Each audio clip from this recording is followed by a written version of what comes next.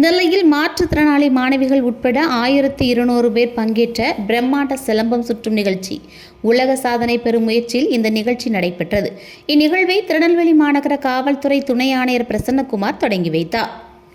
உலகில் மிகவும் பாரம்பரிய கலைகளில் ஒன்றான சிலம்பக் கலையை கின்னஸ் உலக சாதனை புத்தகத்தில் இடம்பெற செய்யும் வகையிலும் ஒலிம்பிக் போட்டியில் சிலம்பத்தை இணைக்க வலியுறுத்தியும் நெல்லை பாளையங்கோட்டை தூய யோவான் கல்லூரி மைதானத்தில் நெடுவயலார் சிலம்பம் மற்றும் குருகுலம் சித்திரை சிலம்ப அமைப்பு ஆகியவற்றின் சார்பில் உலக சாதனை நிகழ்ச்சி நடைபெற்றது. இதனை திருநெல்வேலி மாநகர காவல்துறை துணை ஆணையர் பிரசன்னகுமார் கலந்து கொண்டு தொடங்கி வைத்தார். இந்நிகழ்ச்சியில் திருநெல்வேலியில் நாடாளுமன்ற உறுப்பினர் ராபர்ட் ஃப்ரூட்ஸ் உள்ளிட்டோர் கலந்து கொண்டனர். இந்த நிகழ்ச்சியில் நெல்லை, தூத்துக்குடி, தென்காசி, திருச்சி, மதுரை, சேலம், சென்னை உள்ளிட்ட பல்வேறு மாவட்டங்களில் இருந்தும் மாற்றுத்திறனாளி மாணவிகள் உட்பட 8 வயது முதல் 52 வயது வரையிலான பொதுமக்கள், பள்ளி, கல்லூரி மாணவ மாணவிகள், தனியார் ஊழியர்கள் என ஏராளமான சிலம்ப வீரர்கள் பங்கேற்றனர். காலை 10:10 மணிக்கு தொடங்கிய இந்த உலக சாதனை நிகழ்ச்சி 2:25 தொடர்ச்சியாக நிறுத்தப்படாமல் வீரர் வீராங்கனைகள் சிலம்பத்தை சுற்றினர். இதில் ஆயிரக்கணக்கான சிலம்ப வீரர்கள் வீராங்கனைகள் பங்கேற்று ஆர்வமாக சிலம்பத்தை சுற்றி தங்களது திறமைகளை வெளிப்படுத்தினர். அவர்களை உற்சாகப்படுத்தும் விதமாக போட்டியில் பங்கேற்ற மாணவ மாணவிகளின் பெற்றோர்களும் கைகளை தட்டி ஆரவாரம் செய்ததோடு அருகில் இருந்தவாறு பார்த்து ரசித்தனர். ஒரே நேரத்தில் 1200க்கும் மேற்பட்டவர்கள் கலந்து கொண்டு இடைவிடாது 2.25 சிலம்பம் சுற்றி சாதனையை எட்டுவதற்கான முயற்சியை மேற்கொண்டனர். இதனை கின்னஸ் சாதனை குழுவினர் குறிப்பெடுத்து கொண்ட நிலையில் விரைவில் சிலம்ப சாதனை கின்னஸ் புத்தகத்தில் இடம்பெறும் என எதிர்பார்க்கப்படுகிறது. இதனிடையே ஒலிம்பிக் போட்டிகளிலும் சிலம்பத்தை சேர்ப்பதற்கான கோரிக்கைகள் எழுந்துள்ளது.